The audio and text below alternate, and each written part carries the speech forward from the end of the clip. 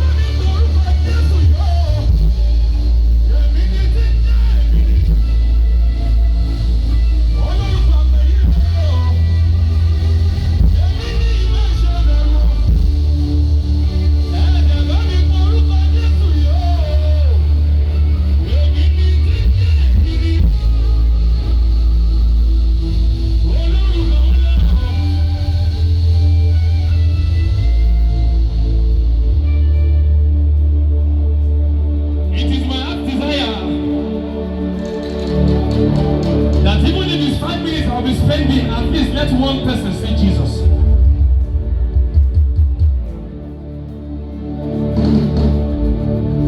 Ọmọ mi láti inú ìrà wá. Ó gbẹ́sẹ̀ mi sórí àpáta. Ó forí dídùn sí mi. Ó ní ẹ̀yọ́. Ẹ̀mí mímọ́ ẹ̀ṣẹ́. Ẹ̀mí àwọn wòlíì. Ẹ̀mí mímọ́ ẹ̀ṣẹ́. Ẹ̀mí àwọn wòlíì. Ẹ̀mí mímọ́ ẹ̀ṣẹ́. Olórí àwọn tí ìrẹ̀lẹ̀ kò tọ́. Ẹ̀mí mímọ́ ẹ̀ṣẹ́. Olórí ayé ìrọ̀lùwọ̀ mọ̀ ń fẹ́ sí. Ẹ̀mí mímọ́ ẹ̀ṣẹ́.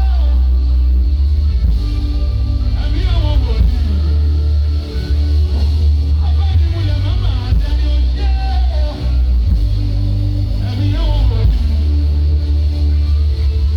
Abánimúlẹ̀ màmá àtẹni oṣé Ọlọ́run mi.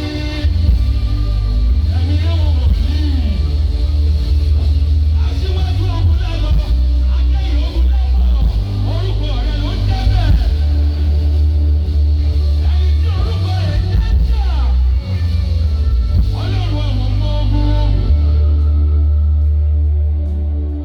Ẹ̀mí mímọ́ ẹ̀ṣẹ́. Àlè yẹn tán. Àlè yẹn tán bó ti tọ́ àti bó ti yẹ.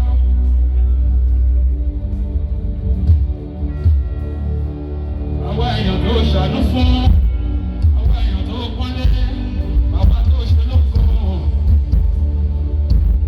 Ojú tí lọ fọwọ́ agbára pa àwọn àkàn jáde Olódùmarè lò. Omi ò fà á dúró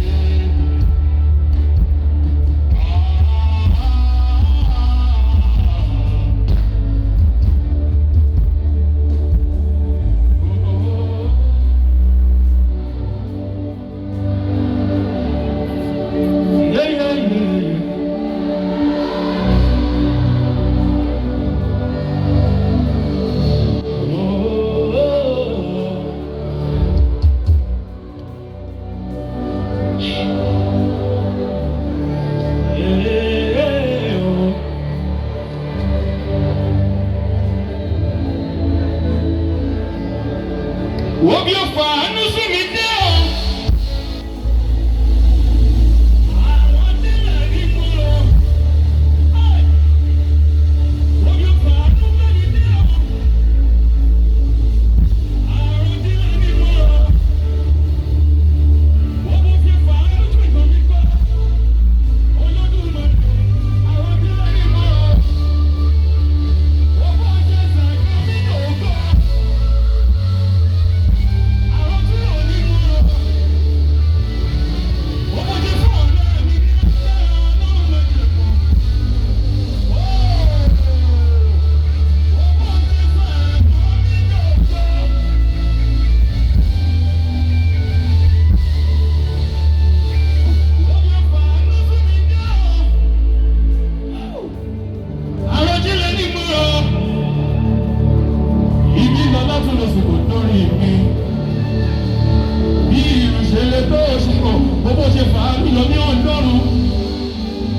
ìwọ ló jẹ́ ká fọ yàyà tó ń jẹ ọ̀tá ọlọ́run.